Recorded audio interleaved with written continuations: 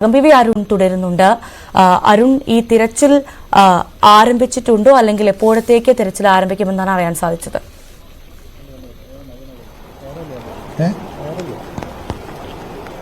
ഭവ്യ, തിരച്ചിലിനായി ആദ്യ സംഘം ഈ പാലം കടന്ന് അപ്പുറത്തേക്ക് പോകുന്നു.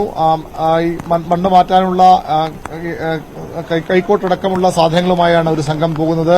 വലിയ റോപ്പുണ്ട്. അതായത് ഏതെങ്കിലും തരത്തിൽ ആളുകളെ മറ്റും ബോഡിയാണെങ്കിൽ പോലും മൃതദേഹമാണെങ്കിൽ പോലും കയർകെട്ടി മാറ്റാൻ ഈ മൃതദേഹങ്ങൾ തിരിച്ചറിയാൻ പ്രത്യേക പരിശീലനം ലഭിച്ച നായകളുടെ സേവനമുണ്ട്. ആ നായകളും ഒരു നായും ഈ സംഘത്തിന് ഒപ്പമുണ്ട്. അത്തരത്തിലുള്ള എല്ലാ സന്നാഹങ്ങളുടെയാണ് സംഘം ആദ്യ സംഘം അവിടെ കടന്ന് പല ടീമുകളായാകും പോകുന്നത്. ഇത് പുഞ്ചിരിമറ്റത്തും അതുപോലെ തന്നെ ഈ മുണ്ടക്കയിലുമൊക്കെ ഓരോ സംഘങ്ങളായി തിരിഞ്ഞായിരിക്കും പരിശോധന നടത്തുക. അപ്പുറത്ത് ഇതിനകം തന്നെ ഹിറ്റാച്ചി ഉൾപ്പെടെയുള്ള യന്ത്രവാഹനങ്ങൾ എത്തിച്ചിട്ടുണ്ട്. പിക്കപ്പ് വാനുകളും ഉദ്യോഗസ്ഥർക്ക് പോകാനുള്ള മറ്റു വാഹനങ്ങളൊക്കെ ഒക്കെ ഇന്നലെ തന്നെ അവിടേക്ക് എത്തിച്ചിട്ടുണ്ട്. ആദ്യ സംഘം ഈ ബേലി പാലം കടന്ന് അവിടേക്ക് പോകുന്ന കാഴ്ചകളാണ് നമ്മളിപ്പോൾ കാണുന്നത്. ആ കാഴ്ചകളാണ് പ്രേക്ഷകരിലേക്ക് എത്തിക്കുന്നത്.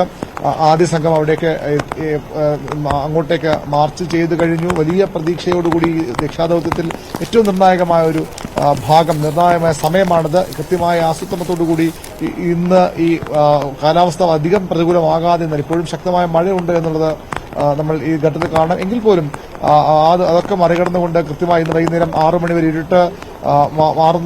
ഇരുട്ട് വീഴുന്നത് വരെ എങ്കിലും ഈ ദൌത്യസംഘത്തിൽ കൃത്യമായി ജോലി ചെയ്യാൻ കഴിഞ്ഞാൽ അത് ഈ ദൌത്യത്തിന് ഏറ്റവും പ്രധാനപ്പെട്ട ഒരു ദിവസമായി ഇത് മാറുമെന്ന ഉറപ്പാണ്. ആ പ്രതീക്ഷയിലാണ് സർക്കാരും ഇതിന് ഏകോപനം നൽകുന്ന ഇതിനെ നിയന്ത്രിക്കുന്ന എല്ലാ ഏജൻസികളും കരുതുന്നത്. ആദ്യ സംഘം പുറപ്പെട്ടു കഴിഞ്ഞു. അടുത്ത സംഘങ്ങൾ ഇവിടെ തയ്യാറെടുക്കുന്നു. ബേലി പാലത്തിൽ പോലീസ് ഉദ്യോഗസ്ഥരുണ്ട്, NDRF സംഘമുണ്ട്, പട്ടാള ഉദ്യോഗസ്ഥരുണ്ട്, അത് ഇന്ത്യൻ ആർമിയുടെ സംഘമുണ്ട്, MEG എഞ്ചിനീയറിംഗ് ഗ്രൂപ്പുണ്ട്, മദ്രാസിൽ നിന്ന് എഞ്ചിനീയറിംഗ് ഗ്രൂപ്പുണ്ട്.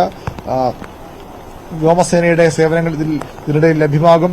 കോസ്റ്റ് ഗാർഡിന്റെ സേവനം തീർച്ചയായും വളരെ പ്രധാനപ്പെട്ടതാണ്. ഈ ദുരന്ത ഭൂമി കഴിഞ്ഞ കുറച്ച് ദിവസങ്ങളെ അവർ അത്തരത്തിലുള്ള ശ്രമത്തിലാണ്.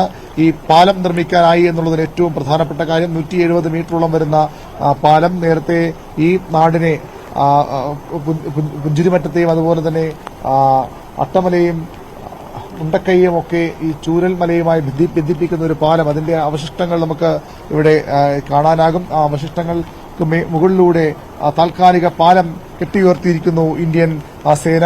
ഇവിടെ നിന്ന് തുടങ്ങുന്ന ഒരു പാലമായിരുന്നു. അതിന്റെ താഴത്തെ ആ ഭാഗം, ആ പില്ലർ വരുന്ന ഭാഗം ഇപ്പോഴും കുറച്ചു ഭാഗം ഇപ്പോഴുമുണ്ട്. ഒരു മരം ഇവിടെ ഉണ്ടായിരുന്നു. കഴിഞ്ഞ ദിവസങ്ങളിലൊക്കെ പാലത്തിന്റെ പഴയ ദൃശ്യങ്ങൾ, ഫോട്ടോകളൊക്കെ പുറത്തു വന്നതാണ്. ആ ഭാഗം ഇവിടുന്ന് തുടങ്ങി തൊട്ടപ്പുറത്ത് ക്ഷേത്രം വരെ നീളുന്ന ഒരു റോഡിനോട് ചേർന്ന ഒരു പാലമുണ്ടായിരുന്ന പാലമാണ് തകർന്നത്. അതാണ് താൽക്കാലികമായി ഇന്ത്യൻ സേന 2 ദിവസം കൊണ്ട് നിർമ്മിച്ചെടുത്തത്. ഇനി ഇവിടെ സ്ഥിരമായ ഒരു പാലം വരുന്നതുവരെ ഈ ബേലി പാലം ഇവിടെ ഉണ്ടാകും. ആ രീതിയിലാണ് ക്രമീകരണങ്ങൾ. ഈ പാലത്തെ താങ്ങാൻ താഴെ കൃത്യമായ ക്രമീകരണങ്ങൾ ഏർപ്പെടുത്തിയിരിക്കുന്നുണ്ട്. ഇന്ത്യൻ സേനയുടെ ഇത്തരത്തിലുള്ള ദുരന്തഭൂമിയിലും യുദ്ധഭൂമിയിലുമൊക്കെ ഇത്തരത്തിൽ താൽക്കാലിക പാലങ്ങൾ നിർമ്മിക്കുന്നതിന് അതിവൈദഗ്ധ്യം നേടിയ സംഘമാണ് ഇവിടെയും ഈ രക്ഷാദൌത്യത്തിന് എത്തി 2 ദിവസം കൊണ്ട് ഈ പാലം നിർമ്മാണം പൂർത്തിയാക്കിയത്. ഈ പാലത്തിലൂടെ ആദ്യ സംഘം അപ്പുറത്തേക്ക് പോയിക്കഴിഞ്ഞു. വാഹനങ്ങൾ നേരത്തെ അവിടെ എത്തിച്ചിട്ടുണ്ട്. കൂടുതൽ വാഹനങ്ങൾ ഇതുവഴി കടന്നുപോകും. വൈകാതെ ആംബുലൻസുകൾ ഉൾപ്പെടെയുള്ളവ ഇവിടേക്ക് എത്തും. 7 മണിക്ക് ദൌത്യം ആരംഭിക്കുമെന്നാണ് ഇന്നലെ ജില്ലാ കളക്ടർ വ്യക്തമാക്കിയത്.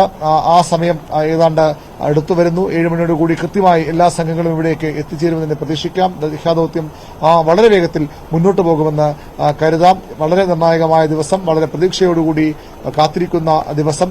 പ്രതീക്ഷ എന്ന് പറയുമ്പോൾ അവിടെ ദുഃഖത്തിന്റെ ഒരു പ്രതീക്ഷ എന്ന് വേണമെങ്കിൽ പറയാം. കാരണം ജീവനോടെ ഇവിടെ ആരെങ്കിലും ഇനി കണ്ടെടുക്കാൻ കഴിയുമെന്ന വിശ്വാസം ആർക്കുമില്ല. ആ യാഥാർത്ഥ്യം ഉൾക്കൊണ്ട് തന്നെ പറയട്ടെ.